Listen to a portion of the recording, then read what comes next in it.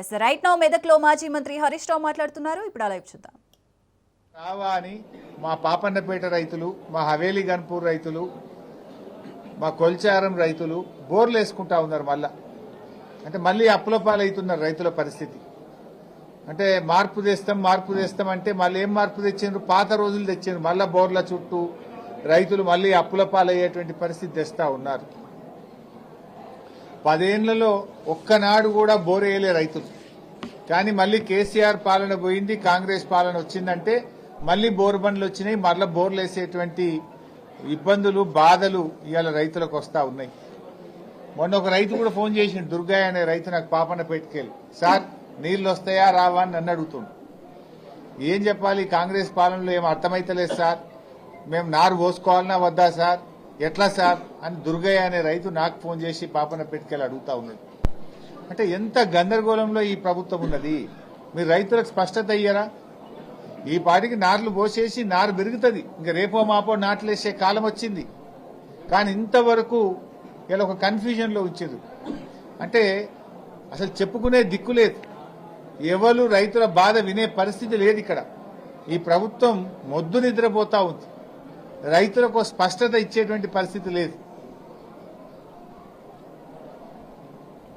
అందువల్ల మేము ప్రభుత్వాన్ని డిమాండ్ చేస్తా ఉన్నా, తక్షణమే రైతులకు యాసంగి పంటకు నీళ్ల విషయంలో స్పష్టత ఇవ్వండి.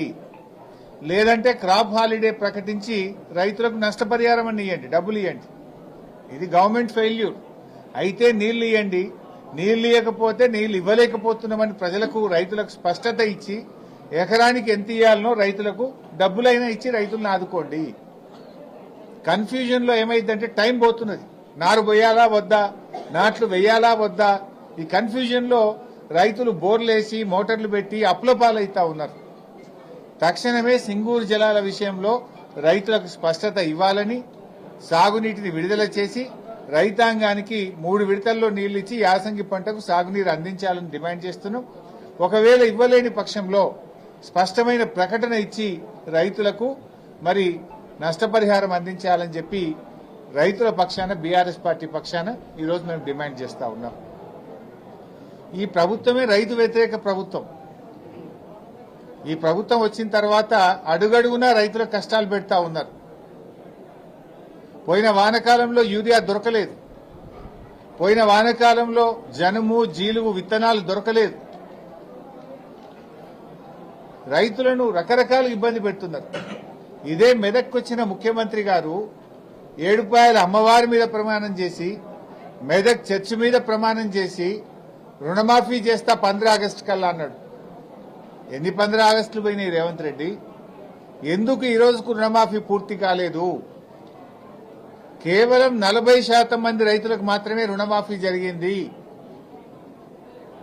ఇలా రుణమాఫీ విషయంలో రైతుల్ని మోసం చేసినారు, రైతు బంధు విషయంలో రైతుల్ని మోసం చేసినారు,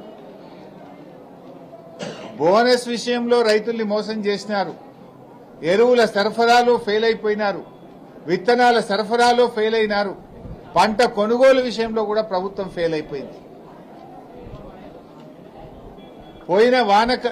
పోయిన యాసంగి బోనస్ ఇప్పటి వరకు రాలేదు. రాష్ట్రంలో పోయిన యాసంగిది 1200 కోట్ల రూపాయల బోనస్ ఇంకా కూడా ప్రభుత్వం ఇయ్యడం లేదు. 6 నెలలు అయిపోయినా బోనస్ పైసలు పడతలేవు. ఈ వానకాలం బోనస్ కూడా 600 కోట్లు బకాయి పడ్డది ప్రభుత్వం. పేరుకేమో 24 గంటల్లో వేస్తున్నాం, తెల్లారే ఇస్తున్నాం అంటున్నారు. నెలలు గడిచిపోయినా యాసంగి బోనస్ బల్లే, వానకాలం బోనస్ బల్లే. యాసంగి 1200 కోట్ల రూపాయలు పెండింగ్ ఉంది, యాసంగిలో ఈ వానకాలం 600 కోట్లు పెండింగ్ ఉంది. 1800 కోట్ల రూపాయలు బోనస్ ఈ రోజు కూడా పెండింగ్ లో ఉన్నాయి. ఈ బోనస్ డబ్బులు ఎప్పుడు ఇస్తారు అని రైతుల పక్షాన్ని నేను అడుగుతా.